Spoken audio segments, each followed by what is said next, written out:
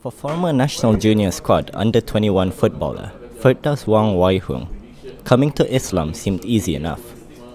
He reverted to the religion when he was 22 years of age, when laying off from playing due to an injury.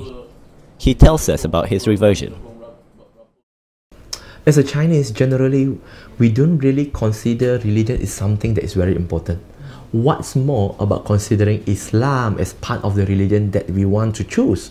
Because generally for the Chinese, Islam will be out of the list of the religion that we choose, or if let's say it was in the list, it will be at the last.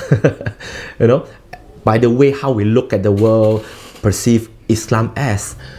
The only thing that I know about Islam is that, you know, you can marry for, you cannot drink alcohol, you cannot eat pork, you need to potong, all sort of things. This is what I know. But alhamdulillah, due to some misfortune that I faced where I injured and then I quit to play football and then I migrate to Sarawak. From there I start to think about my life, because I've been a clubber, I go to club, I drink, so that is my life. And then when I go to Sarawak Kuching, I find peace and I start to think about my life, that I mean, what is the objective of my life? What is the purpose of my life? I mean, yeah, even a mobile phone which has no life have a purpose to serve, which is to communicate, to make communications easier. Then me as a human, what is my purpose of life? I cannot accept my life just, you know, eat, play, work, married, have children, have grandchildren, and then die. I mean, yeah, then what is the purpose? There must be a purpose that I need to serve here in this world. Then I start to think. But as a non-Muslim, Islam as always is that not really my type of coffee or tea. But end up, I go forward and ask my friends about Islam, and I say, I mean, we as a Chinese, when we worship, we saw God in front. Now, as a Muslim, as a Malay, what do you worship? And then my friends say, no, we worship God. But I say, it's weird. Seeing is believing, right? Have you ever seen Allah? I mean, you never see God. There's no God in front of you.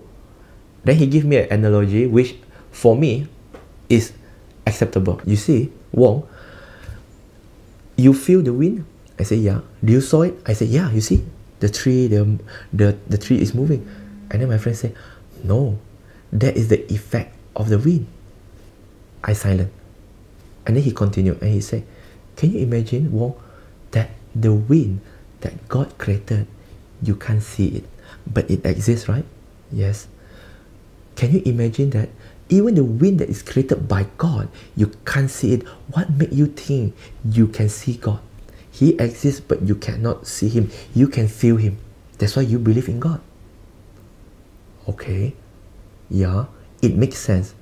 And I make the decision to become a Muslim just because of this simple logic. For some other people, they might thought, I mean, how can just for a simple reason you become, hey, we can love someone for a simple reason. Why can't we believe in something for a simple reason? A simple gesture can move our heart to tears. But why we can't get this simple reason to believe there's God and there's only one God? There is. And I become Muslim because of this answer alone. Not really because I understand what is Islam. Neither do I know who is Allah or the Prophet. But I believe this is the right religion. And then when I learned about Islam, I found it fantastic.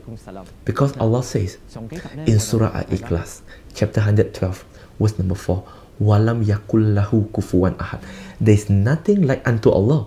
And then this is something that is the same that what my friend told. Can you see Allah? You cannot see. That's why he said nothing like unto Allah. So if we are to talk about, now close your eyes and think about Allah. You can't. There's no object. Allah is not an object. He's not a being. How can you imagine? There's nothing. There is no shape. There's no form. So he's out of time, space, and mass. So if we talk about certain things, we talk about, okay, Cristiano Ronaldo. For sure, something will come into your mind. But when you say Allah, when you say God, a lot of image. God. That's why it's special. Allah is no shape, no form. So that's how I come to Islam. But his study and dedication to the religion happened only when he attended a talk by Ustaz Hussein Yi, who runs a center in Sungai Buloh called Pertubuhan Al-Khadim. Based on the hadith of the Prophet ﷺ, of course, this belief does not exist when we are not yet a Muslim. because we do not know anything about Islam. Based on the hadith, كل مولد يولد على فطرة فأبواه يحودانه أو ينصرانه أو يمجسانه.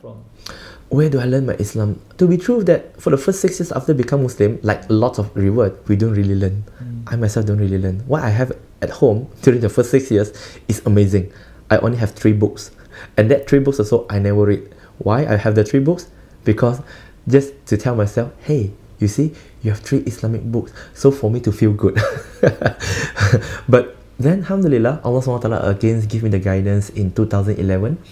My friends invite me to one place called Akadim, and he said, that scholars, he himself is a revert.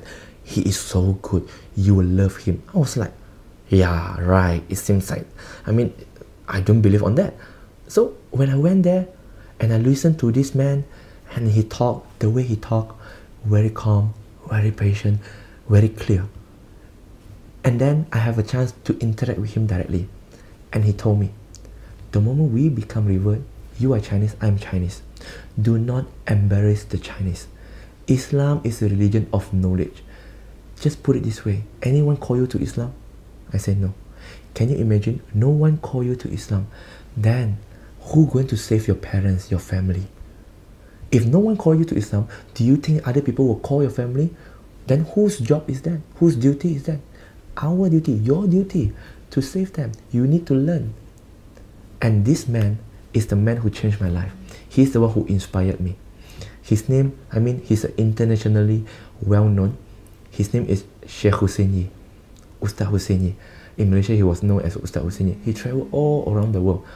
I mean, it's been a pleasure, blessing from Allah that I'm able to meet this great man.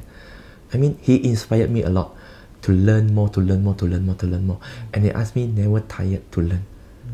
Even though until the day we die, the most important thing is that he tell me 4 things. First, we need to have knowledge. After we have the knowledge, we need to understand. The moment we understand, we need to practice it. After we have practiced it, spread it out. Then this will be a beneficial knowledge. A large part of Wong's work is an organization called Multiracial Muslim Malaysia, formerly called Malaysia's Reverted Muslim, housed in a building in the Kuala Lumpur suburb of Wangsa Maju. It is through this organization that he does his missionary work, such as organizing classes and lectures for reverts and whoever else keen to learn more about Islam. At the moment, Malay Muslim NGOs are claiming that Islam is under threat and have come up with all sorts of statements and protests, some rather threatening. Has the current anti-non-Muslim rhetoric made his work as a Muslim preacher of Chinese descent difficult? There's one thing of which there's no doubt. Allah knows. Allah knows. For me, my statement is always very consistent. What I wrote in my Facebook is very consistent. That I say that if they would like to do anything, okay, just say this is their own action. Don't put Islam as an excuse to justify your action. Whichever individual, movement or NGO who do something that is going against Islamic teaching, a thought their NGO are being associated with Islam, that still doesn't justify that this is Islamic teaching. That is their own action. So don't make Islam with individual action. We need to separate that. But sadly, this is what we are using Islam, sadly, to say that to serve our own agenda and purpose. But yet we are saying that this is the threat, this is the threat. Yet of course, like what you asked just now, that the Christianizations and so on. Now, we put that Christianizations apart. We are talking about the Christian have the agenda. Let's put it in a fair way, that every religion have their own agenda. Did Islam have agenda? Yes, we have. The question is, do we really work on the agenda that Islam has set for us? Allah says, cool, go and preach. Have we preached? We haven't preached, but yet we want to create trouble. No, every religion have their agenda. Yes, what other religion do is not really what our concern, but we should be more concerned about what we should do for Islam itself. Because end of the day, Allah will ask us what we have done for Islam. We will be accountable for that. I mean, what they are doing, yes, we have government to deal with that. We don't talk about that, but we just do with what we should do individually. We don't put the blame on, no. All this thing is the job of the authority. It's not us. It's the ulama, it's a scholar, it's a ustad, it's just who are learned. No. When the Prophet said, convey from me even the one ayat, even the one verses, the Prophet didn't put the terms and conditions there that convey from me even with the one verses if you are ulama scholars. No, the Prophet doesn't say. We as a Muslim, we need to convey that. So we don't want to go into to start blaming people. I mean, put it into an analogy. We own a farm. Our neighbors own another farm. And yet our neighbors are working at their farm every day. And then they gain, and then their farm, they can reap the harvest from there, and then they can, earn a lot from there. Then we're complaining, how can they work so hard, man? They're working on their farm. They cannot do so. And yet we don't work on our farm. So we blame them. Why? They need to work on their own farm. They need to feed. Where else? We have our own farm. We don't work on our own farm. It's the same thing. They have their agenda. We have our agenda. Do we really work on our agenda? We really need to focus on what Islam has set for us in this world. Sometimes we need to do preaching. We need to do outreach. We need to communicate more. A lot of misunderstanding is due to we don't really understand each other. If we close the door as a Muslim for others to understand Islam, then when will they really truly understand Islam? We want people to understand Islam and to respect us, but yet, sorry to say, sometimes we as a Muslim, we don't really practice what Islam taught us. Therefore, the one who really tarnish the image and reputation of Islam, I would say sometimes coming majority from us as a Muslim. The actions that we put on is not really Islamic. We go and threaten people. We're always talking about race. We highlight race a lot. But Islam never says so. So there's something that we need to ponder together.